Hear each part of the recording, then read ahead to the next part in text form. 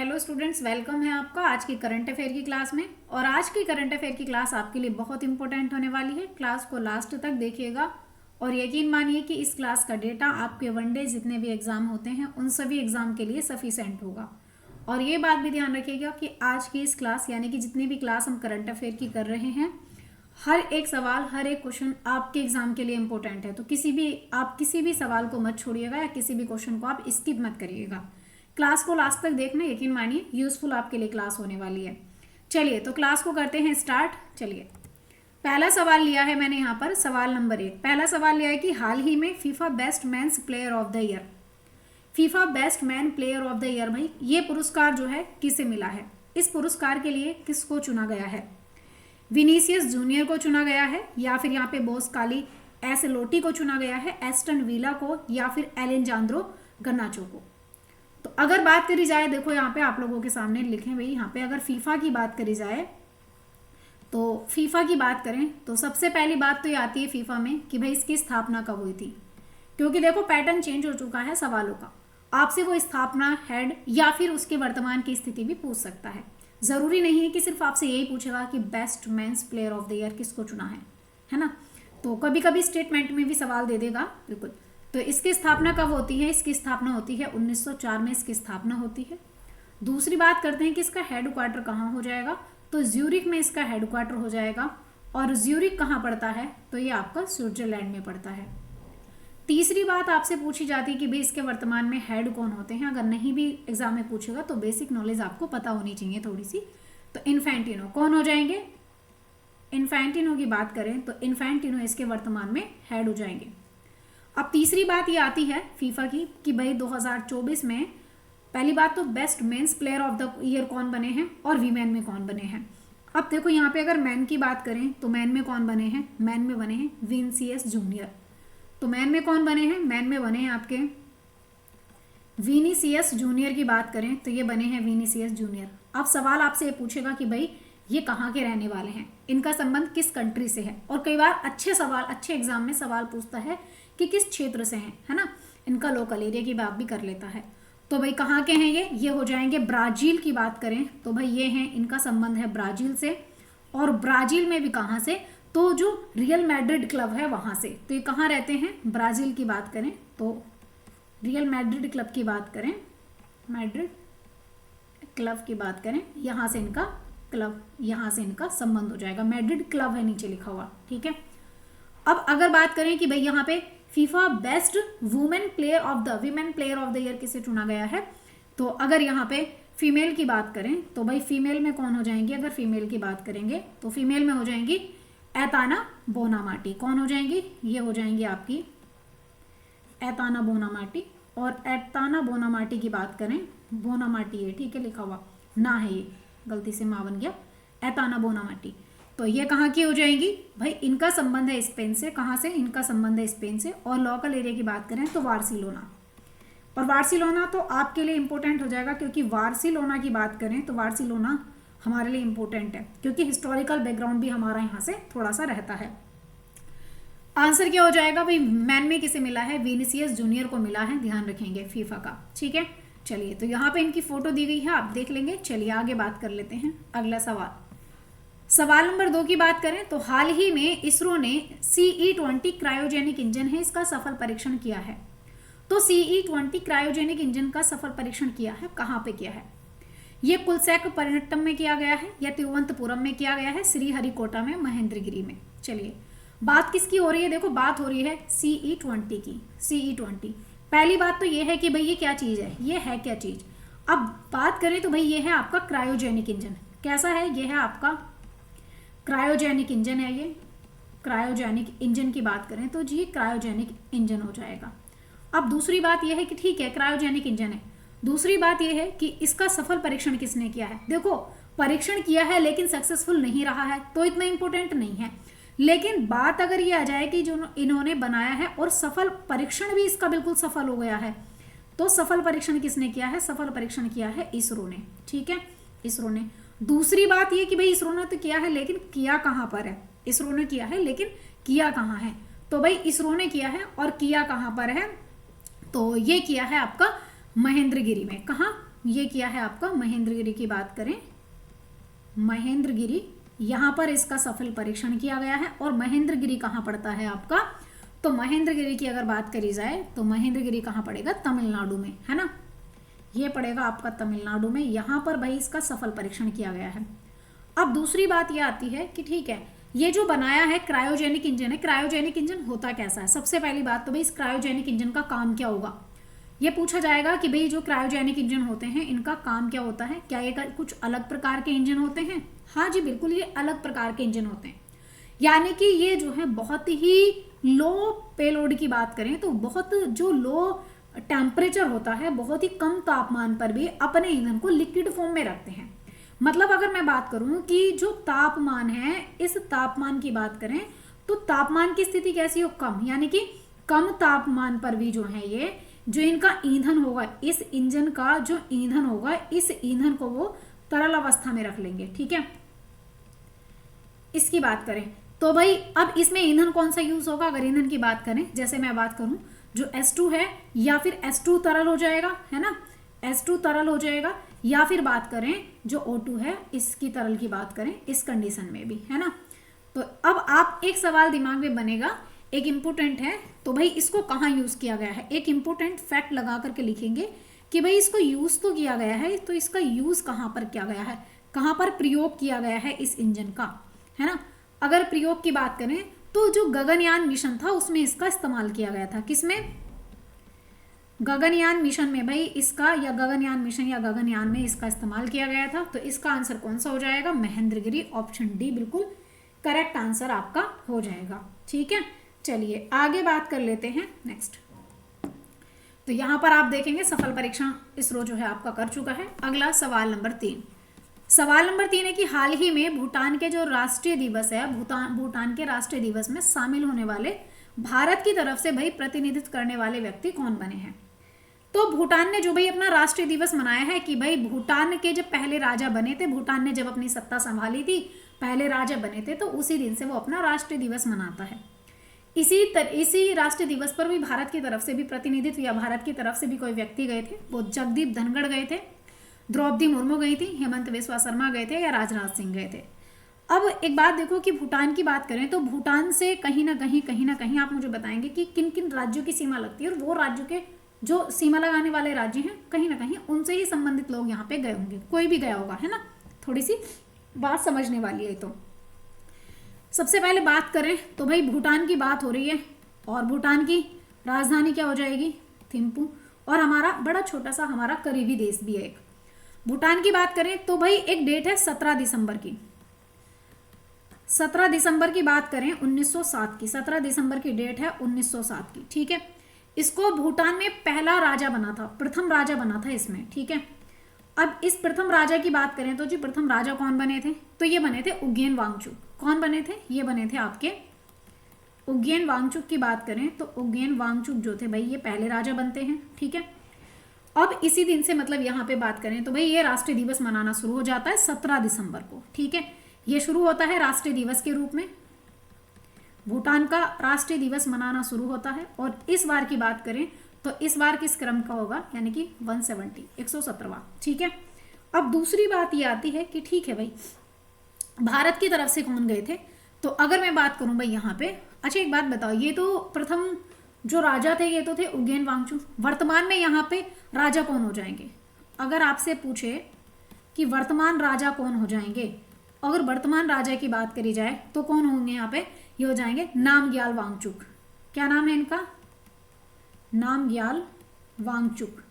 वांगचुक ही family है जो अभी तक चली आ रही है। ठीक है, नामग्याल वांगचुक इस टाइम के राजा हो जाएंगे। और वर्तमान सीएम की बात करी, सॉरी पीएम की बात करी जाए यहाँ पे, तो वर्तमान पीएम कौन हो जाएंगे यहाँ पे, तो वर्तमान पीएम कौन हो जाएंगे, सोरेंग टोबैगो। ठीक है, ये हो जाएंगे आपके शेरिंग टोबैगो,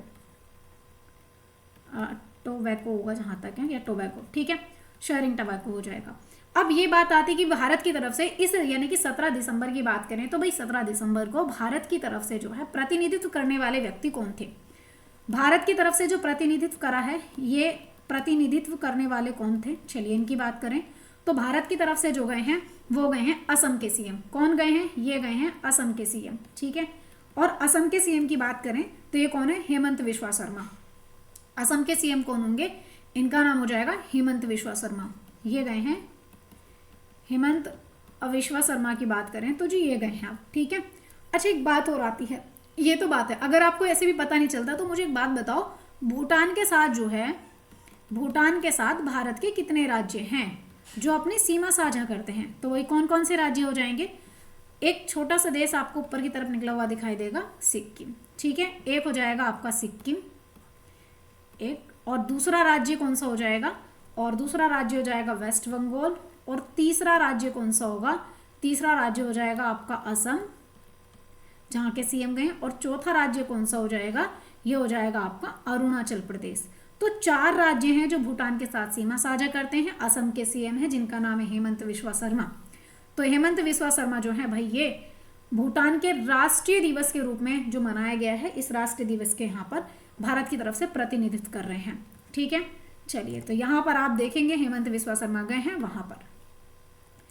आगे बात करते हैं सवाल नंबर 4 की। सवाल नंबर 4 कह रहा है कि हाल ही में नॉर्वे का जो पहला टीटी वार्डनर कप है, ये जीतने वाली एशिया टीम में शामिल एकमात्र भारतीय कौन है। यानी कि नॉर्वे का पहला टीटी वार्डनर कप 2024 में जीता है, एशिया की टीम में शामिल थी और ये पहली भारतीय विमेन थी। तो ये कौन है, श्रीजा अकुला। इस सवाल को आप स्टार मार्क कर लीजिएगा, वैसे तो सभी सवाल आपके लिए इंपोर्टेंट है। शरद कमल होंगे, मानिका बत्रा हैं, या फिर यहाँ पे ममता प्रभु हैं। चलिए बात करें यहाँ पे, तो सबसे पहले टीटी वार्डनर कप की बात कर रहे हैं हम। किसकी बात कर रहे हैं जी, बात कर रहे हैं टीटी वार्डनर कप की। जो टीटी वार्डनर कप है 2024 का, अगर इसकी बात करें तो वही पहली बार जो है यहाँ पे इसको जो है पहली बार ये कप जीता गया है। अब अगर बात करी जाए तो ये 2024 का है। कहाँ पर हुआ है अगर बात करें तो ये हुआ है भैया आपका नॉर्वे में। कहाँ पर हुआ है, पहली बात इसका संबंध किससे हो जाएगा, ये टेनिस का कप है, ठीक है, टेनिस कप है, ये भी ध्यान में रखेंगे। अब दूसरी बात ये आती है कि भाई इसको होस्ट कौन कर रहा था। अगर इसको होस्ट करने की बात करें तो भाई ये जो होस्ट हो रहा था, ये हो रहा था ओस्लो में, ठीक है, नॉर्वे में। नॉर्वे भाई इसको होस्ट कर रहा था। दूसरी बात आती है कि जी ये मैच है किस किस के बीच हुआ था। इस मैच की बात करें तो इस मैच में भाई कौन कौन सी टीम ने हिस्सा लिया था। तो इस मैच में थी आपकी 2 टीम, ठीक है, इसमें थी 2 टीम। एक थी पहली जो टीम थी, ये थी एशिया टीम, और जो दूसरी टीम थी इसकी बात करें तो ये थी आपकी नॉर्वे टीम, ठीक है, नॉर्वे टीम जो थी भाई ये जो है ये हुई है पराजित, यानी कि मैं कहूँ कि ये हारी है। ये है उपविजेता, ये उपविजेता टीम है। और अगर इसकी बात करें तो ये है भाई आपकी विजेता टीम, ये जीती है आपकी एशिया टीम। एशिया टीम की तरफ से बात करें तो एकमात्र भारतीय कौन है यहाँ पे, जो भारतीय हैं, एकमात्र भारतीय जो इधर से जीती हैं, तो ये कौन हो जाएंगी, मानिका बत्रा की बात करें तो ये है आपकी मानिका बत्रा, ठीक है, मानिका बत्रा हो जाएंगी। तो इसका आंसर क्या हो जाएगा यहाँ पे, ये मानिका बत्रा है, ठीक है, गलती से लिखा गया, मानिका बत्रा हो जाएगा। तो मानिका बत्रा जो है यहाँ पे नॉर्वे का पहला टीटी वर्ल्ड कप है ये 2024 का, और पहली एशिया टीम में शामिल थी ये। अच्छा ये भी ध्यान रखेंगे 2024 का ये पहला वर्ल्ड कप है जो टेनिस का है, जिसका नाम यहाँ पे टीटी वर्ल्ड कप, ये प्रथम है, ठीक है, ये भी ध्यान रखेंगे।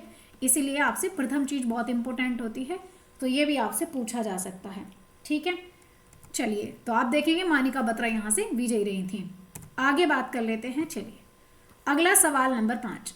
हाल ही में सर्वेक्षण पोत परियोजना के दूसरे जहाज जिसका नाम है INS, तो दूसरा जहाज INS निर्देशक जो नाम है, इसका कमीशनिंग समारोह कहाँ पर होगा। तो भाई सर्वेक्षण पोत परियोजना का दूसरा जहाज है INS निर्देशक। INS निर्देशक की अगर बात करी जाए, इस INS निर्देशक की, तो इसको जो है कमीशनिंग समारोह कहाँ किया जाएगा, कोच्चि में किया जाएगा, विशाखापत्तनम में, मुंबई में या चेन्नई में। चलिए इसकी बात करते हैं। तो सबसे पहली बात तो है कि सर्वेक्षण जहाज पोत है, ये कैसा है अगर बात करें तो जी ये है आपका सर्वेक्षण जहाज पोत है, ठीक है, सर्वेक्षण जहाज पोत हो जाएगा ये, ठीक है। अब दूसरी बात अगर यहाँ पे करी जाए तो भाई दूसरी बात आती है कि इसका निर्माण किसने करा होगा। अगर इसके निर्माण की बात करें तो भाई इसको बनाया किसके द्वारा था, तो जो garden rich ship builders Kolkata है उसने इसको बनाया था। किसने, गार्डन रिच शिप बिल्डर्स की बात करें, बिल्डर्स इसके द्वारा कोलकाता लिमिटेड, कोलकाता की बात करें तो भाई इसके द्वारा इसको बनाया गया था। अब दूसरी बात ये होती है कि भाई ये कैसा है, ये पहली बात तो दूसरा जहाज है, ये कैसा है, आईएनएस यानी कि परियोजना का दूसरा जहाज है। तो भाई परियोजना का दूसरा जहाज तो ये है, लेकिन अगर इसके पहले जहाज की बात करें, पहला कौन सा था, पहला था आईएनएस संध्याक। पहला जहाज कौन सा था, पहला था आपका आईएनएस संध्याक। और अगर दूसरे की बात करें सेकंड की, तो भाई सेकंड कौन सा हो गया, सेकंड हो गया है आईएनएस निर्देशक, जिसकी अब बात कर रहे हैं ये है आईएनएस निर्देशक जहाज की बात कर रहे हैं हम, ठीक है, निर्देशक। अब तीसरी बात करें कि भाई इसको कमीशनिंग कहाँ किया गया है। अगर कमीशन की बात करें तो भाई कमीशनिंग की बात करी जाए तो ये कहाँ पर किया गया है, तो ये विशाखापत्तनम आंध्र प्रदेश में। कहाँ पे, विशाखापत्तनम आंध्र प्रदेश की बात करें तो यहाँ पे इसको कमीशनिंग किया गया है। तो भाई इसने पूछा कहाँ पे कमीशनिंग किया गया है, ये किया गया है विशाखापत्तनम में, आंध्र प्रदेश में, ठीक है। चलिए, तो यहाँ पर आप देखेंगे इसको जो है यहाँ पे कमीशनिंग किया गया है। आगे बात कर लेते हैं, फोटो थोड़ी पुरानी थी, कोई नहीं। सवाल नंबर 6, सवाल नंबर 6 है कि हाल ही में WHO ने आयुष चिकित्सा कोडिंग रिकॉर्ड दिवस, आयुष चिकित्सा कोडिंग रिकॉर्ड दिवस कब मनाया है। इसको कब मनाने की घोषणा करी है, मतलब अभी मनाया नहीं है, मनाया जाएगा। 10 जनवरी को मनाया जाएगा, 21 जनवरी को, 21 दिसंबर को, या फिर 7 अप्रैल को। तो 2025 में इसको जो है सेलिब्रेट किया जाएगा। चलिए आप मुझे बताएंगे यहाँ पे कि भाई ये कब मनाया जाएगा और कहाँ।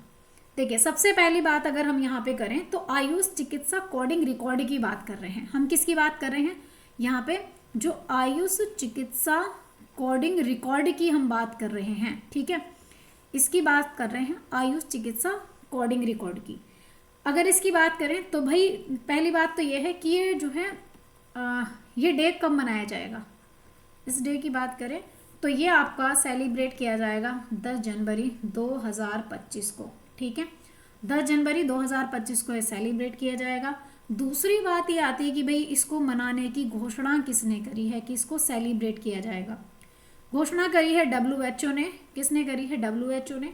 अब WHO की बात कर लेते हैं तो भाई WHO ने जो करी है इसकी घोषणा, WHO की स्थापना कब होती है, इसकी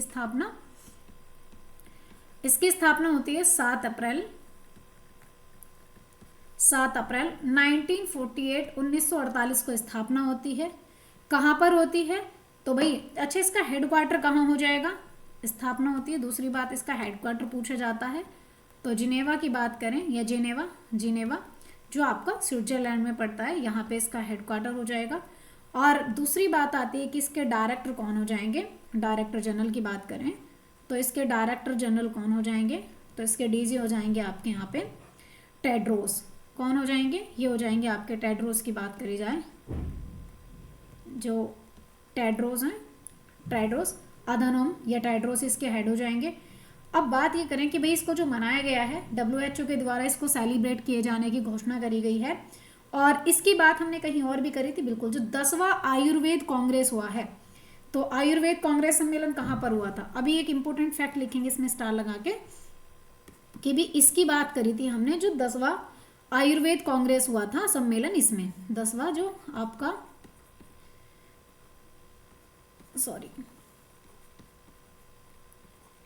आयुर्वेद कांग्रेस की बात करें तो जो ये कांग्रेस सम्मेलन हुआ था, ये कहाँ पर हुआ था, आपका उत्तराखंड में हुआ था। इसमें भी इसकी बात करी गई थी, ठीक है।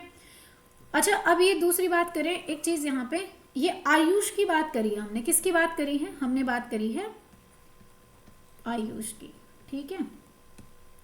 आयुष की फुल फॉर्म क्या होती है, अगर बात करें आयुष यानी कि आयुर्वेद, जिसमें ध्यान दिया जाएगा आयुर्वेद पर, और किस पर दिया जाएगा, योग पर। योग से ठीक कैसे, आयुर्वेद से, जैसे रोगों से लड़ना है तो जिनमें किसका प्रयोग किया जाएगा, आयुर्वेद का, योग का, यूनानी का, साथ में सिद्ध का, यूनानी एंड सिद्ध, और होम्योपैथी, ठीक है। इनसे जो है रोगों से लड़ा जाएगा, रोगों से मुक्ति ली जाएगी, रोगों से जो है खत्म करने के लिए आयुष का इस्तेमाल किया जाएगा। इसलिए आयुष चिकित्सा कोडिंग रिकॉर्ड दिवस मनाया गया है। और ये कब मनाया जाएगा? 10 जनवरी 2025 को मनाया जाएगा। WHO ने इसके लिए घोषणा करी है। आंसर हो जाएगा आपका ऑप्शन ए, यहाँ पे बिल्कुल आपके लिए करेक्ट आंसर हो जाएगा।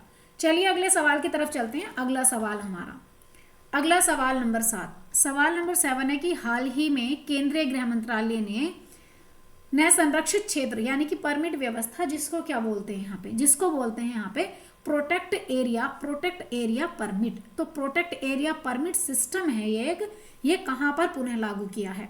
मतलब ऐसा है कि वहां पे सिर्फ भाई उस क्षेत्र को संरक्षित रखा जाए, वहां पे विदेशी लोग ना जाए।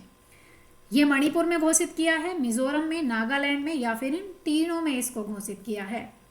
सवाल नंबर 7 को देखते हैं। चलिए देखो, अभी बात करी जाए तो सबसे पहले हम बात कर रहे हैं यहाँ पे प्रोटेक्ट एरिया परमिट जो सिस्टम है, इस सिस्टम की बात कर रहे हैं।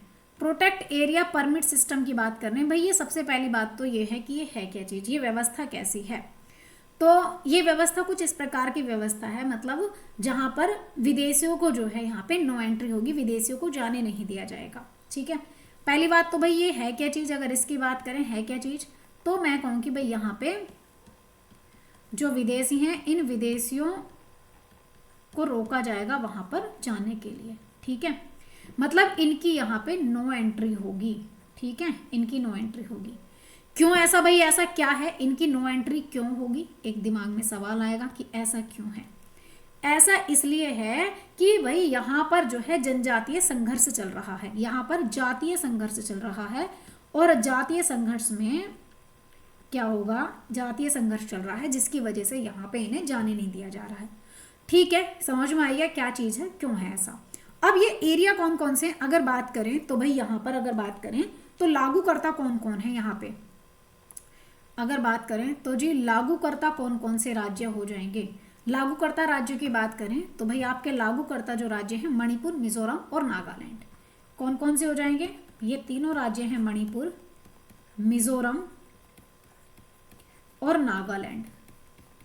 इन तीनों राज्यों में भाई यहाँ पे जो गैर इंडियन है, मैं कहूँ कि जो विदेशी हैं, उनको एंट्री नहीं मिलेगी। ठीक है, अच्छा फिर दूसरी बात ये आती है कि लागूकर्ता जो है यहाँ पे, लागूकर्ता कौन कौन से देश हैं, तो भाई कहाँ कहाँ इसको लागू किया गया है, मणिपुर, मिजोरम में।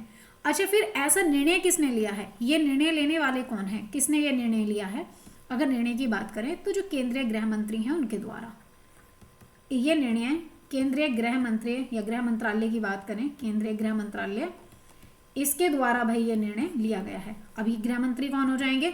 अगर अमित शाह की बात करें तो भाई अमित शाह आपके गृह मंत्री हो जाएंगे। इनके द्वारा ये निर्णय लिया गया है कि इन एरिया को प्रोटेक्ट किया जाए, और इसीलिए इसको प्रोटेक्ट एरिया परमिट सिस्टम बोला गया है। आंसर हो जाएगा उपयुक्त सभी, यानी कि आंसर हो जाएगा ऑप्शन डी। ठीक है, तो प्रोटेक्ट यहाँ पे रिस्ट्रिक्ट या मैं प्रोटेक्ट एरिया परमिट की बात करें इंडिया में तो ये हो जाएगा। चलिए अगला सवाल नंबर 8। सवाल नंबर 8 है कि हाल ही में भारतीय मसाला अनुसंधान संस्थान कोच्चि द्वारा लॉन्च की गई नई किस्म, जिसका नाम है यहाँ पे सूरसा। सूरसा का संबंध किससे है? काली मिर्च से है, अदरक, लौंग, इलायची। भाई एक बात बताओ कि जो ये सूरसा है, ये सूरसा जो है किसकी नई किस्म है? अगर इसकी बात करें तो सूरसा जो है किसकी नई किस्म हो जाएगी? चलिए सूरसा की जो भाई, ये सूरसा क्या है, ये सूरसा है आपकी नई किस्म है ये, और ये किसकी नई किस्म है? तो भाई ये हो जाएगी आपकी, ये हो जाएगी अदरक की। ठीक है, ये अदरक की नई किस्म हो जाएगी सूरसा। अच्छा एक बात बताओ, अदरक की तो इसमें इसकी क्या पहचान है, क्या खासियत क्या है इसकी? खासियत क्या है अगर बात करें तो भाई इसकी विशेषता ये है, खासियत ये है कि ये कम तीखी है। कम तीखी है मतलब ये है कम तीखी, और इसका प्रयोग हम करेंगे सब्जी के रूप में। ठीक है, इसका प्रयोग हम करेंगे सब्जी के रूप में। जो सूरसा है ये सब्जी के लिए बनाएगी, नई किस्म हो जाएगी। अच्छा एक बात दूसरी ओर आती है कि इसको किसने, ये जो है इसका क्या बोलते हैं, जो खोजा है, इसको जो लॉन्च किया है, इसको लॉन्च किसने किया है? अगर यहाँ पे सवाल बने कि भाई इसको लॉन्च किया है तो ये किसने किया है? इसको लॉन्च किया गया है आपका यहाँ पे जो इंडियन इंस्टीट्यूट ऑफ यहाँ पे स्पाइस रिसर्च कोच्चि है, इसके द्वारा इसको लॉन्च किया गया है। ठीक है, यानी कि इसको लॉन्च करा है ISRI के द्वारा लॉन्च किया गया है। ठीक है, आंसर हो जाएगा इसका भाई अदरक। अब कुछ और भी किस्में हैं यहाँ पे देखेंगे आप, ये है सूरसा। ठीक है, कुछ और भी किस्में हैं जो आपके सामने हैं। चलिए, एक है यहाँ पे सोलानम। सोलानम जो पैप्सिडो यहाँ पे कैप्सिकम है, तो ये किसकी किस्म होगी? अब कैप्सिकम से समझ में तो आ रहा है कि ये मिर्च की नई किस्म होगी। जो ये कैप्सिकम है इससे ही समझ में आ रहा है कि ये मिर्च की किस्म होगी, है ना। तो भाई यहाँ पे ये किसकी किस्म हो जाएगी? पहली बात तो इसको खोजा किसने है? ये खोजा है हेल ने, और ये हो जाएगी आपकी मिर्च की किस्म हो जाएगी। ठीक है, दूसरी यहाँ पे ब्रासिका जूनसिया। ब्रासिका जूनसिया किसकी किस्म है? तो ये है आपकी सरसों की किस्म हो जाएगी नई, जो हाल फिलहाल में खोजी गई है। एक और आती है आपकी यहाँ पे, ये आती है लेपिडोडेक्टाइल्स मारिसियस। ये किसने, ये किसकी हो जाएगी? तो ये हो जाएगी आपकी छिपकली की, छिपकली। और छिपकली की बात करें तो ये कहाँ खोजी गई है? ये खोजी गई है पश्चिमी घाट में। कहाँ पर? पश्चिमी घाट में खोजी गई है। एक और है आपके यहाँ पे ओफियोफेगस पैरनेरी। तो ओफियोफेगस पैरनेरी की बात करी जाए तो ये है आपकी मछली की नई किस्म। ठीक है, मछली की प्रजाति है। और मछली ये कहाँ पर है? तो आप देखेंगे एक सेकेंड, जो आपकी ओफियोफेगस है, ओफियोफेगस अगर पैरनेरी की बात करें तो ये सांप की नई किस्म हो जाएगी। ये हो जाएगी आपकी सांप की नई किस्म हो जाएगी। और ये खोजी गई है पूर्वी घाट में, पूर्वी घाट में। एक और किस्म है यहाँ पे पैपिलियो सिक्समस। पैपिलियो सिक्समस की बात करें तो पैपिलियो सिक्समस की अगर बात करी जाएगी तो ये हो जाएगी आपकी तितली की। ठीक है, ये हो जाएगी आपकी तितली की नई किस्म हो जाएगी, और ये हिमाचल में खोजी गई है। ठीक है, और एक और आ जाएगी आपके यहाँ पे कॉलेसियस किस्टारस। अगर कॉलेसियस किस्टारस की बात करें तो ये भी तितली की किस्म है, यानी कि ये भी तितली है एक, और तितली प्रजाति ये कहाँ की है? अगर इसकी बात करें तो ये है उत्तराखंड की। एक मेलिटोफोरा है, मेलिटोफोरा वोनियस। मेलिटोफोरा वोनियस की बात करें तो नई प्रजाति है ये मधुमक्खी की, और इस मधुमक्खी की बात करें तो ये भाई आपकी पश्चिमी घाट है, यहाँ पर खोजी गई है। ठीक है, चलिए अगला सवाल नंबर 9। सवाल नंबर 9 है कि हाल ही में गोवा मुक्ति दिवस कब मनाया गया? गोवा मुक्ति दिवस कब मनाया गया? 16 दिसंबर को, 17 दिसंबर, 18 दिसंबर, 19 दिसंबर। चलिए, अगर यहाँ पर बात करें भाई गोवा सेलिब्रेशन डे की या गोवा डे की, तो बात करें हम यहाँ पर गोवा मुक्ति दिवस की, मुक्ति डे। गोवा मुक्ति डे कब मनाया जाता है? तो भाई ये 19 दिसंबर की बात करें, ये मनाया जाता है 19 दिसंबर को। और इसको 1961 को जो है भाई गोवा को आज़ाद करवाया था। इसमें आज़ादी की बात करें तो यहाँ पर गोवा में एक ऑपरेशन चला था जिस ऑपरेशन का नाम था ऑपरेशन विजय। यहाँ पर भाई जो पुर्तगीज रह रहे थे वो जा नहीं रहे थे, है ना। इन पुर्तगालियों को निकालने के लिए यहाँ पे एक ऑपरेशन चलाया गया। ये चलाया गया आपका गोवा में। और गोवा की बात करें, यहाँ पे जो गोवा है, गोवा में ये ऑपरेशन चलाया गया था गोवा को आज़ाद कराने के लिए। और जब गोवा आज़ाद हुआ इस ऑपरेशन के बाद तो ये बना पहले एक यूटी। 1987 की बात करें तो 1987 में ये यूटी बना हुआ था सबसे पहले। और आज़ादी के बाद में, यानी कि पहले यूटी था, अब इसको जो है बात करें आगे भाई, जब हमने आज़ाद करवा दिया 1961 में, तो यहाँ 1987 में इसको जो है यूटी बना दिया गया, आज़ाद करवा दिया गया। और इसके बाद में आगे बात करें तो भाई जो पुर्तगीज थे यहाँ पे रह रहे थे, इसके बाद में 1987 से ये आज़ाद आपका एक स्टेट बन गया। चलिए आगे बात कर लेते हैं। इसमें जो गोवा की राजधानी की बात करें तो भाई गोवा को राजधानी किसने बनाया था अपनी? जो गोवा है इसको राजधानी किसने बनाया था? तो जो पुर्तगाली थे, इन पुर्तगालियों की बात करें तो भाई इन्होंने पुर्तगालियों ने गोवा को अपनी राजधानी बनाया था। दूसरी बात अगर बात करें तो पुर्तगालियों का वो कौन सा गवर्नर था जिसने राजधानी बनाया था? ये था नीनू डी कुन्ना। नीनू डी कुन्ना की बात करें तो भाई इसने जो है गोवा को राजधानी बनाया था। ठीक है, चलिए पुर्तगाल के अधिकार भी, और सबसे पहले ये आए थे और सबसे बाद में ये गए थे। ठीक है, आंसर हो जाएगा ऑप्शन डी 19 दिसंबर। चलिए यहाँ पे देखेंगे कि गोवा लिबरेशन डे मनाया गया 19 दिसंबर को। अगला सवाल आता है सवाल नंबर 10। कहता है हाल ही में एसबीआई का प्रबंधक निदेशक किसे नियुक्त किया गया? संजय मल्होत्रा को, डॉक्टर जयतीर्थ राघवेंद्र को, प्रीति लोबाना को, राम मोहन राव को। अगर एसबीआई की बात करें, एसबीआई के प्रबंधक निर्देशक कौन बनाए गए हैं? तो ये राम मोहन राव की बात करें, इनको प्रबंधक निर्देशक बनाया गया है। अगर देखो एसबीआई की बात करें तो पहली बात तो एसबीआई जो आज दिखती है, पहले सबसे पहले ये एसबीआई नहीं थी, मतलब एसबीआई नहीं थी, सबसे पहले जो थी भाई ये आप देखेंगे सबसे पहले थी ये 3 बैंक थी। ठीक है, कौन कौन सी बैंक थी? 3 बैंक थी आपकी। अगर बात करी जाए तो बैंक ऑफ हिंदुस्तान की बात करें, एक यहाँ पे थी आपकी बैंक ऑफ हिंदुस्तान, और एक थी आपकी बैंक ऑफ बंगाल, और एक और थी आपकी बैंक ऑफ मुंबई महाराष्ट्र। ठीक है, बैंक ऑफ मुंबई महाराष्ट्र। इन तीनों बैंकों की अगर बात करी जाए तो ये तीनों बैंक जो थी, इन तीनों बैंकों को एक साथ जोड़ दिया गया था, और एक साथ जोड़ा गया था 1921 में। 1921 में आप देखेंगे इन तीनों बैंकों की बात करें तो यहाँ पे एक बैंक बनाई जाती है जिसका नाम है इंपीरियल बैंक। कौन सी बैंक है? 1921 में ये बनती है आपकी इंपीरियल बैंक बनती है। ठीक है, जब ये इंपीरियल बैंक बनी 1921 में, तीनों बैंकों को एक साथ मिला दिया गया, इंपीरियल बैंक इसको बना दिया गया। अब इसके बाद में एक समिति आती है और वो रिकमेंडेशन देती है। 1 जुलाई की बात करें, एक समिति बनाई थी यहाँ पे। इसके बाद में गोरेवाला समिति, एक गोरेवाला समिति बनाई गई।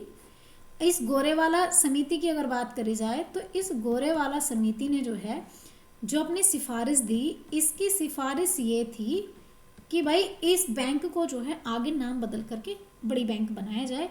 तो इसकी समिति की सिफारिश पर 1 जुलाई की बात करी जाए, 1 जुलाई 1955 1 जुलाई 1955 को भाई यहाँ पे इस बैंक को जो है इंपीरियल बैंक को भी नाम चेंज करके बना दी एसबीआई बैंक। ठीक है, स्टेट बैंक ऑफ इंडिया। तो भाई अब इसकी जो है बात करें यहाँ पे एमडी कौन बने हैं, तो इसके जो मैनेजर या मैनेजिंग डायरेक्टर की बात करें तो वो बने हैं राम मोहन राव। ठीक है, आंसर हो जाएगा ऑप्शन डी राम मोहन राव। चलिए इसका सही आंसर हो जाएगा। चलिए तो आज के लिए इतना ही रखते हैं, बाकी सारे क्वेश्चन देखेंगे हम कल। चलिए, thank you for watching guys.